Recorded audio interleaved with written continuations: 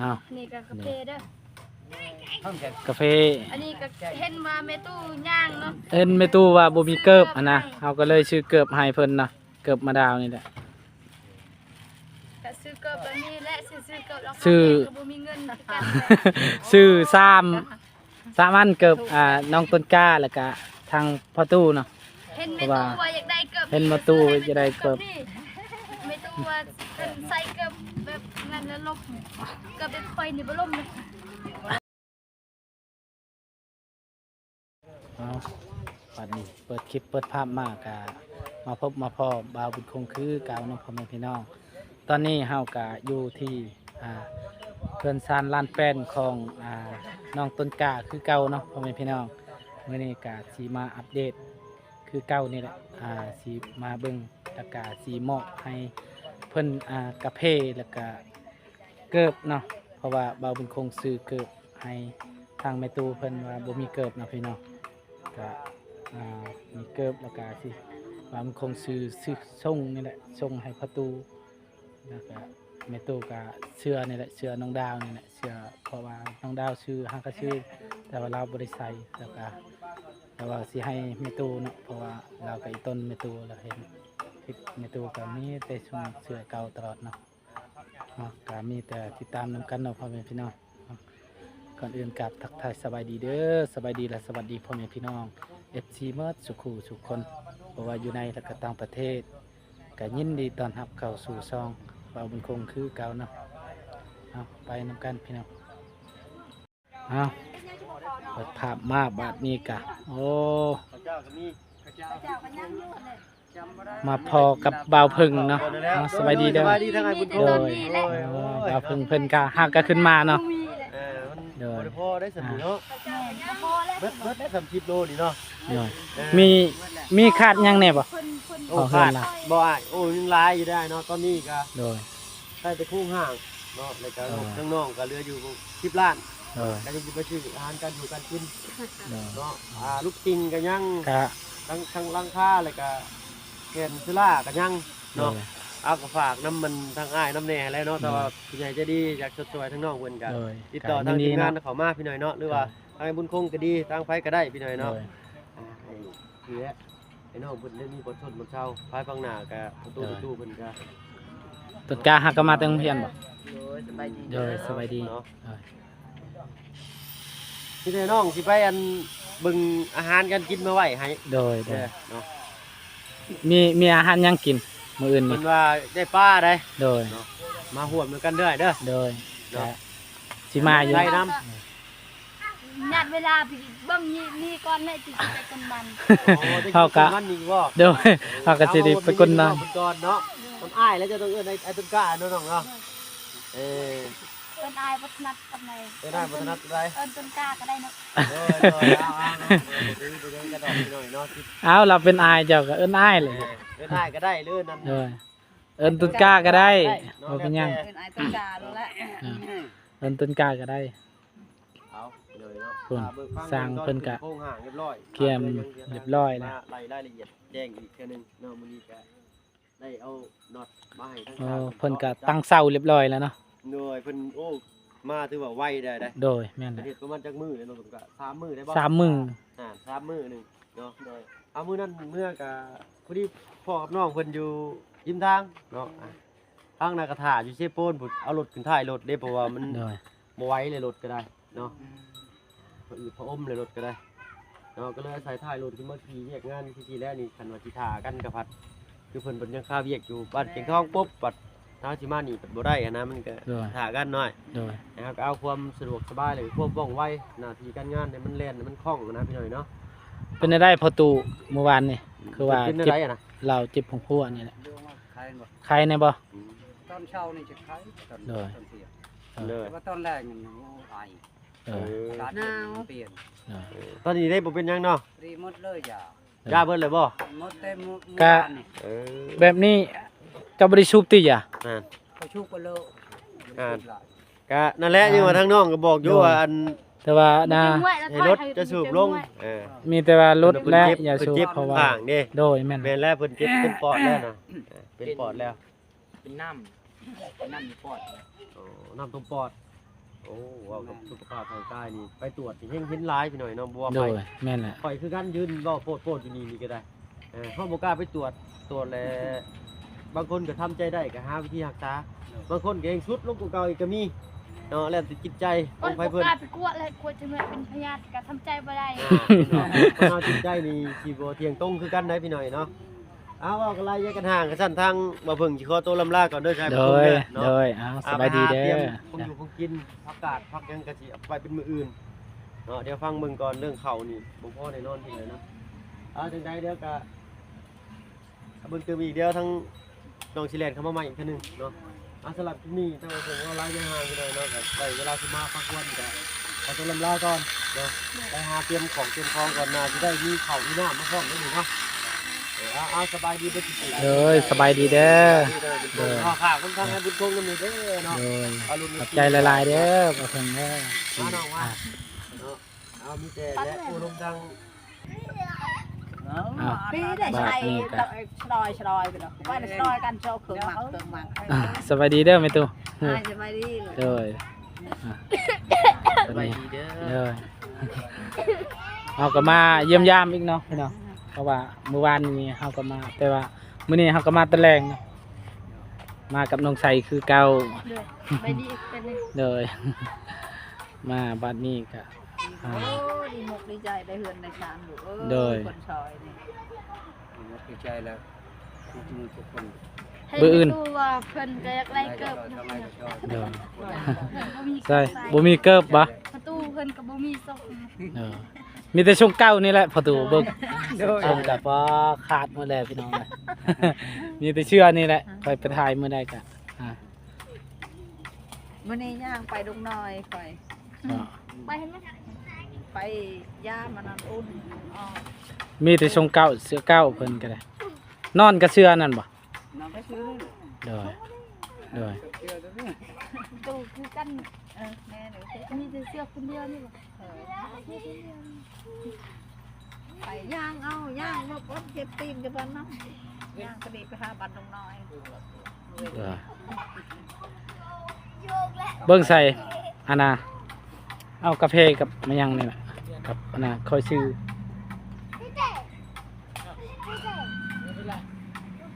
ว่ามียังแน่เนาะ ไปอยู่พุ่นบ่ไป เรามันมีทีปนี้ครับบ่มันบ่ละบ่เอานะบ่มันอันนี้มันลื่นนี่ไปดงไปปลา อ่า มันได้ได้เสื้อเบิ่งจริงกับ ยันคลิก 3 4ใส่ถุงไม่ได้กันไม่ตู้ อ่า มัก ให้เราใส่เบิ่งถึกบ่ตีนลาวเพราะว่าเฮาก็ มักและเกือบ อันนี้เกือบต้น เฮาก็บ่ได้ฮู้จักเท่าใดอันน่ะเราใส่เบอร์ ถึกบ่ พอดีงามมันนี่ เด้พอดีเลยเนาะ พอดี เก้าครึ่งพอดีแหละ พอดีแล้วเอ้ย เออนั่นก็ให้ต้นกล้ากับพ่อตู้เพิ่นแหละเพราะว่าโดย อันนี้ก็ซีเมนต์ทั้งทรงประตู นี่ก็ส่งพ่อตู้ให้เราพ่อตู้ใช้เบิ่งเพราะว่าเราก็ว่าบ่มีส่งเนาะ บอมนี่มักไอ้ชั่วโมง มากบ่ ดีใจแล้ว โดย ดีใจเลย โดย ดีใจลูกเอ้ยใจแล้ว ใส่ลองเบิ่งถึกบ่พ่อตู้ โอ้ทุกเลย ไปใส่ลงมึงไปใส่อยู่ ช่งเลยนะ โดยแม่นแหละลองเบิ่งถึกบ่ ได้เชิญนมมันนี่ นั่นก็เสื้อแขนยาวเนาะเสื้อทางเมียของบาบุญคงนี่แหละน้องดาวหั่นแหละเพิ่นแบบว่าเพิ่นฮักกะชื่อคือกันแต่ว่าเพิ่นบ่ใส่เพิ่นว่าสิให้อ่านฮิต มันก็เป็นแบบนี้แบบมันเปื้อนๆเนี่ยก็เป็นมันเปื้อน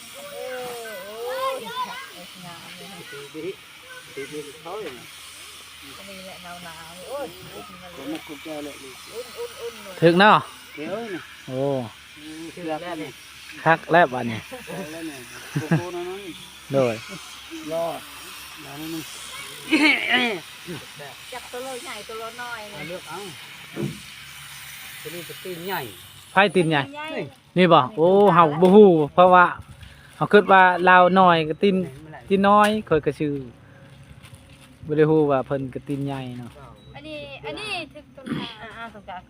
บ่ถึกดอกตินล่ะเพราะว่า ตัวนี้ใหญ่บ่เกิบมันตัวนี้ใหญ่ตัวนั้นน้อย ตัวนี้ใหญ่ตัวนี้ ใหญ่ใหญ่พอตัวนี้ใหญ่แม่นเอาชกกันเนาะ บ่ถึกก็บ่เป็นหยังให้ ถึกก็บ่เป็นหยังให้ประตูอีกเฮ็ดได้ล่ะ เฮาบ่ได้ฮู้เด้ ใช่แล้วค่ะ นั่นบ่เข้าฮอดตีนซ้ำ บ่เข้าชามตีนเพิ่น พอเราแต่งตัวเบิ่ง โทนบ่เข้าบ่เข้า นั่น ตีนเพิ่นใหญ่บ่ได้ฮู้ทำ แต่ว่าถึกตีนไป เอาไอ้ตุกี้ตุกี้เก็บเนาะ นี่ พี่เด้อ ประตูถึกแฮ่น โอ้ยประตูจะเอา เป๊ะไหมห้ำ เป๊ะ เอ๊ะ อันนั้นตะบนมายึงมิ แม่นเฮาบ่ได้ฮู้เพราะว่าเพิ่น ลูกคนตะเว ตีนใหญ่เนาะ เอาไหน บ่ได้ถึกซ้ำว่าเพิ่นคงชื่อเนาะคิดว่าเพิ่นก็ตีนน้อยลองชื่อ ทุกอย่างเจ้าเลย ตีนเพิ่นสิใหญ่เลย แต่ก็บ่เป็นหยัง บ่เป็นหยังซะใหญ่ก็ให้ไม่ตู้อีกก็ได้ให้ไผก็ได้ วันนี้ให้ไผ่แล้วแม่ตู้นั่นแหละเชียร์เมียนอันนี้จะให้พ่อตู้อันนี้นั่น นี่ก็แม่นเงินเฮาเด้อชื่อเพราะว่าอันน่ะ ขอบใจดูเอ โดย ลูกขอบใจ โดยเฮาก็ได้ซ้ำเฮาได้นั่นแหละชื่อ ว่าสิซื้อลายก็ ชื่อหลายเฮาก็บ่มีคือกันเนาะ บ่ไหวคือกันซื้อซ้ำซอยซ้ำ โด ซอยได้ ย หั่นแหละ เพราะว่าพ่อตู้กับแม่ตู้เพิ่นก็บ่มีเนาะ ต้นกา โดย ให้อายุมันยืนลูกเอ้ย โดยสาธุ ขอให้ได้เงินหมื่นเกินได้เงินแสนล้านดู ให้ได้เงินหมื่นเงินล้านเด้อขอให้ โดย หายเด้อ โดยบ่เป็นหยังแล้วหักแพงคือเก่าหั่นแหละได้เฮือนได้ชานก็โอ้ขอบคุญขอบคุณเนาะที่ได้ ดีใจครับก่อน โดยแล้วก็ทาง FC หมดทุกคู่ทุกคนนี่แหละติดตามและรับชมของสองบาวบุญคงขอบคุณเนาะบาวบุญคงก็บ่ได้มีคือกันแต่ว่าอีต้นแม่ตู่กับพ่อตู่เพิ่นก็ ซอยซ้ำสิซอยได้ เพราะว่าชงเราก็คาดไปยามใดก็ชงนั่นแหละชงกับเชื่อนะ เตา ชงเก่าแม่ตู่ก็คือเดียวย่างตีนเป่าตลอดบาวบุญคงก็เลยเห็นเพิ่นแล้วก็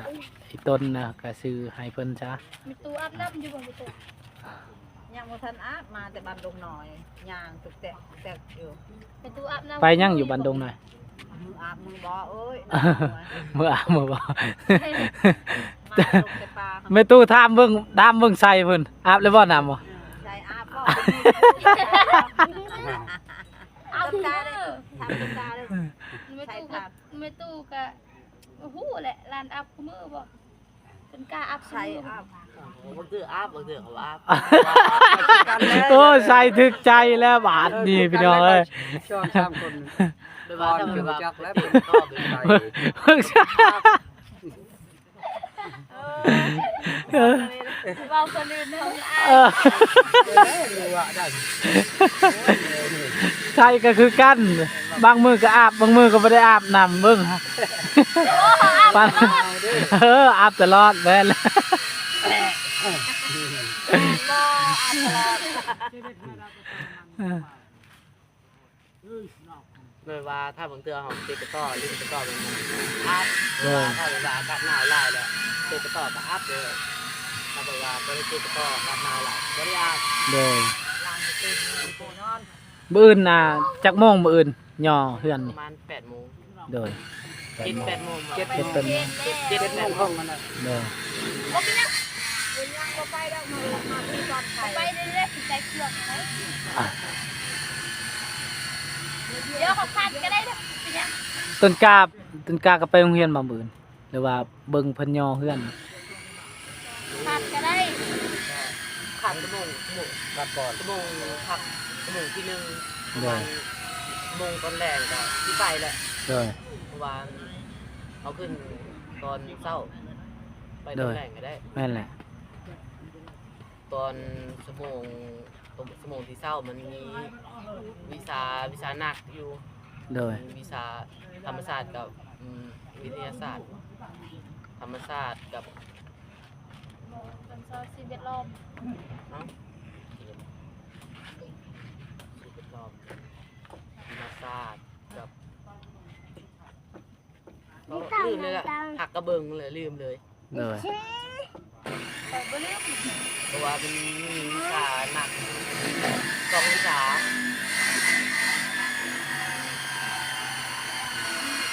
ธรรมชาติกับประวัติศาสตร์เป็นหลัก โดย มาสร้างประวัติศาสตร์มันมีวิชานัก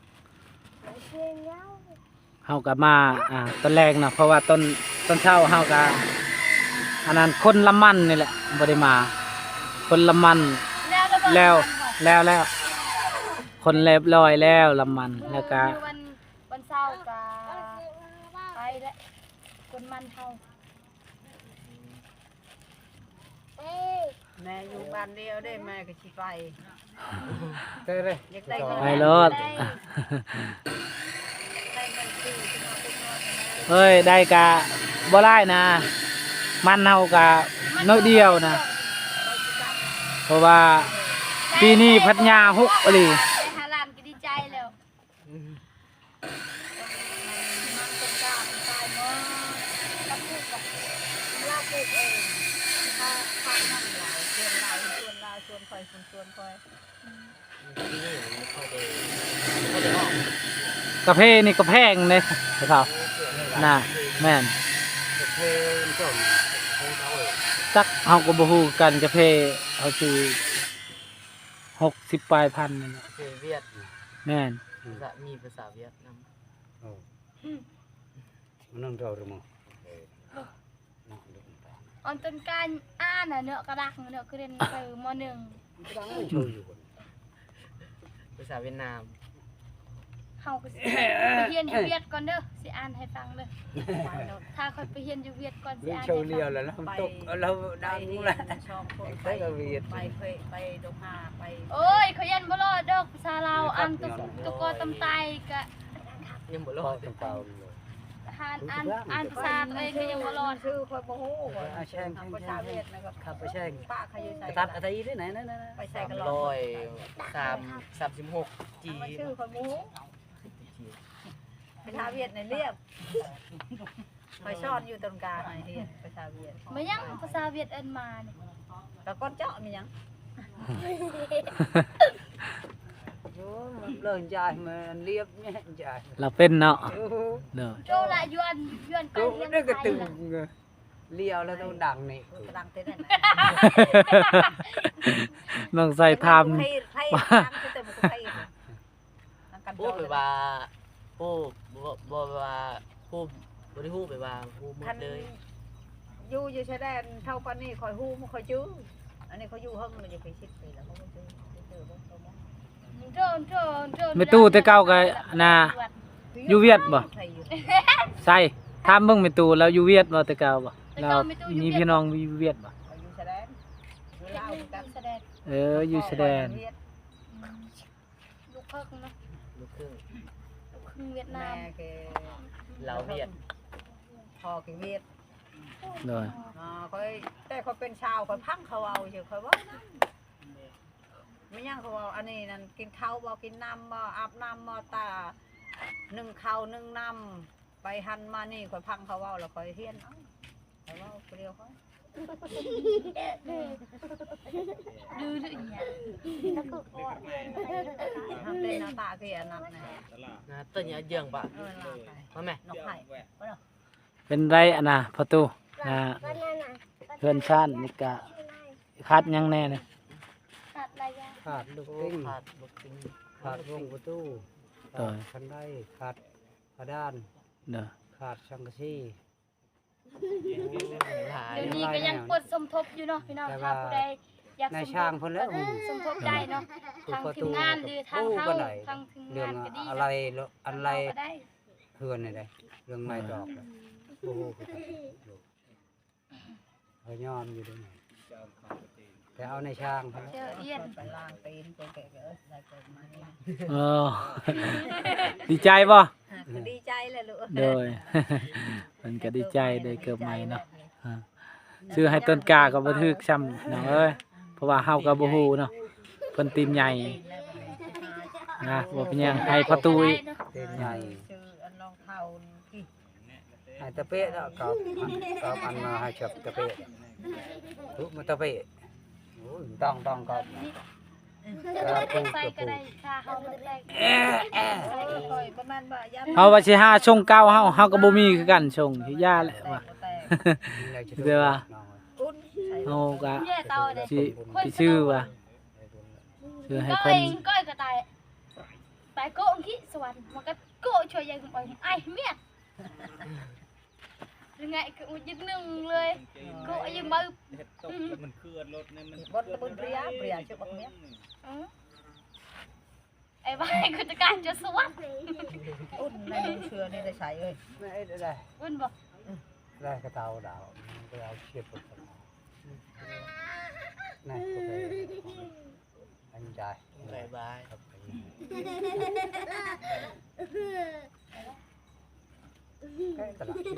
เนาะนี่ก็สิเบิ่งเพิ่นตั้งเสานี่นะพี่น้อง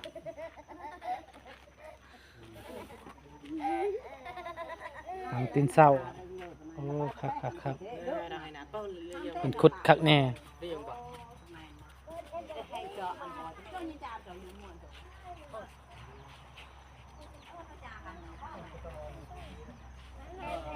ข่อยย่างแหละสบายดีเด้อ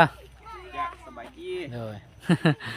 นี่แหละอันนี้สิเอาอันนั้นอีกบ่ปูนอีกใส่บ่ สำเร็จก่อน เด้อ ตั้งละเอียดแล้วก็เอาปูนมาทอด เด้อโอ้คักเนาะ นี่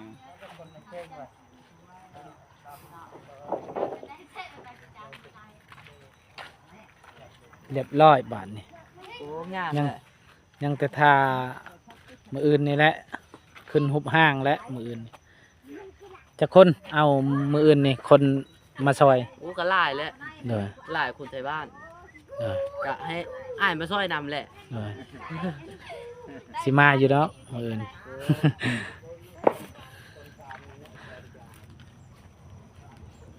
มาซอยดอกมื้ออื่นนี่คันว่าอันน่ะวางเนาะ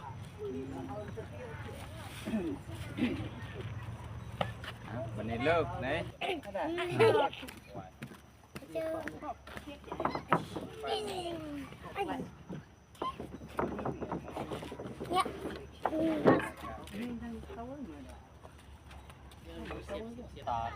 สำเร็จบาทที่นี่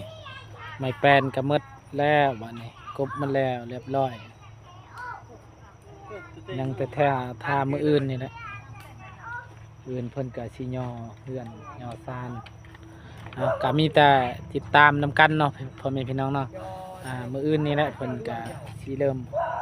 ย่อเฮือนย่อซานนี่แหละของน้องต้นกล้าเนาะอ่ะนี่เบิ่งเข้าเพิ่น เข้าทางซ้าย ข้าวเจ้าเนาะ แต่ลุงว่าใช่จ้าเราอ่ะจ้าเรากูเอาคืออันคืออันนี้ถ่ายจ้าเราอ่ะ อ่อนเล็ก จ้าเลยนะจ้าเลย เลย เฮ็ด เจ้า จ้า เลย เจ ไป อ เจ้าเลยไป เจอเฮ็ดเลยเจอเตะทัดยาดาแม่จ้าโอ้ใส่ จ้าคือป่ะ กินข้าวก่อน เจอเลย จ้านี่ถ่ายเลยช่วยจ้าไว้ช่วยจ้าไว้เอา โอ้ยใส่อีกบาทที่นี่ ต้นเรียบเลยกินข้าวเจ้านะพี่น้อง สร้างมันกินข้าวเจ้าเล เลย ยจ้าเจ้าเลยไป เอาไหม ต้นทาง เอา มี ป้อ ข้าม ว พู เจ้า ดเท่าไหร่ จ้า ต้องการ ทางบุกขึ้นจะห้อง ฟังตู้บ่สิเปิดตู้เหรอฟังบ่ตู้ก็เบิดแบกเลยเปิดตู้ เก็บเครื่องเก็บของเอาไว้ครอบเครื่องเอิ้นปลาลงกินน้ำเลย มาเด้อน้อง เริ่มกินเด้อ กัน กินในเฮือนน้องต้นกาเนาะสงสัยเอิ้นอ้ายนี่แหละเงินบางกันตา เออ คนจับอะไร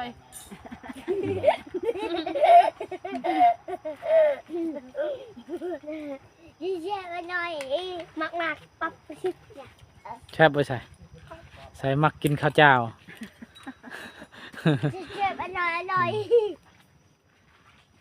เจ้าก็กินข้าวเจ้านี่บ่ต้นกะ มากนะ โดย ทามือได้ปลาเพิ่นปลาของเฮานะนึ่งข้าวเจ้าเป็นนึ่ง นึ่งเหรอขอก็นึ่งเลย นึ่ง ข้าวเจ้าเอาไว้คอยกินมด ใส่มักกินข้าวเจ้านะ ก็มากกินมากไปกินข้าวเจ้าแล้วค่ะคอย ได้กินแล้วนะ คอยนำมากิน ได้ใช่กินแหละไข่กินแม่ต้นกาไข่ กินโดดกินแหละอ๋อทางอ้ายก็กิน ริมแล้วกินแล้ว กินสองคนกินใช่คนเบิ่ง เป็นคน กินน้ำกัน โทรมายังโทรไม่ คน ยัง เบิ่งประเทศ เลยบัว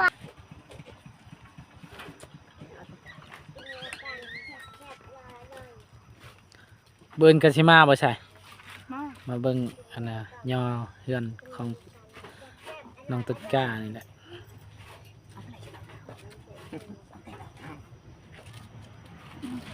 สร้างบ่กินใช้กินบาดที่นี่พี่น้อง เอาแม่ไปตู่กินข้าวฮะ เยอะนี่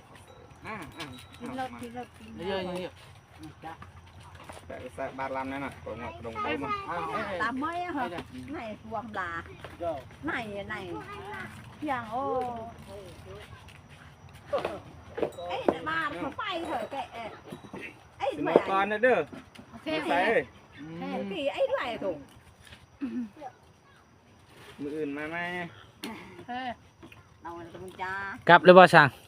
กลับเล เพิ่ ย นก็เลิกโดย อาบน้ เนาะมื้ออื่นมาไหมเนาะ ำโดย มื้ออื่นก็จักโมงหยอประมาณแต่เช้าบ่7:00 นบ่ 8 โมงครับ โดย เรา8 โมง 7 โมงแล้วรอพาหมู โดยเอาก็มีแต่ว่าพังเบิ่งนี่แหละพี่น้องมื้ออื่นเช้านี่แหละติดตามเบิ่งพร้อมกันเนาะพี่น้อง เพื่อนเฮาหมดบ้านเลยหยก ว่าสิงามซำใดเนาะ เพราะว่ามันใหญ่เด้ 2-3 คนมันก็บ่ได้เลย คนยันบ่แพ้พอดี ต่อก็เตาใหญ่ เช้าใหญ่ครับ 10 คนก็ยก เช้า ขึ้นแล้ว 10นา18เช้าใหญ่ โอ้ได้เพื่อนใหญ่ดีมกดีใจดีเด้ เพื่อนกันกานี่แหละกินผักบางอยู่เพื่อนนังบ่เคยกินผักนิดเท่านี้นะ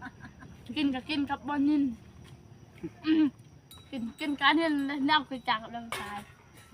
จาก อยู่น้ำกันเช่ชัยกับต้นกามักกินข้าวเจ้า ๆกลับก่อนเด้อของเอ้ย โดยเอาไปค่อยมา อันไหนเนี่ยที่นี่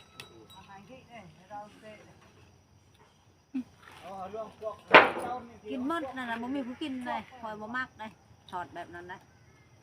กินแล้วก็ต้มจำแจ่วผัดข้าวยามคอยน้อยนักกินนะ ไปมักทอดเด้อเนาะ โดย ใช่เลย มักก็กินแหละ มักก็กิน ปากเรื่องแม่อันลอยจะมันตะยาทุกคนเลย เว้ยน่ะกาแฟได้ไปกาแฟ 5 โมงแล้วเนาะเอามันมัน อันก็ได้ตรงไหนเอ้ยมันตากกันมองกองกอง ลองกินหมดเลย โอ้เคยนะครับ น้อย แค่ไงมันเยี่ยม เนี่ยไม่ได้กินหมดเลยอาจจะย้อนอะไรติดเลยติดหัวเด็กเรียนเนี่ย มันแค่กินแค่อย่างวะนี่เนาะครับ Rồi, cái chân tắt, mình mồm kia, nghe này lại bảo tắt cái ra. người ta Cái liệt nàn, cái nàn, mềm tận đây. เอากะสำหรับคลิปนี้กะสิขอจบไว้เพียงสำนี้ก่อนเด้อพ่อแม่พี่น้อง FC เมื่อสุขุสุคนเนาะที่ตามและรับชมของส่องบาวบุญคงเนาะกะมีแต่ว่ารุ่นนำกันเนาะมื้ออื่นเช้านี่แหละเพิ่นกะสิย่อเพื่อนนี่แหละพี่น้องเอาสำหรับคลิปนี้บาวบุญคงกะคำว่าสบายดีเด้อนะ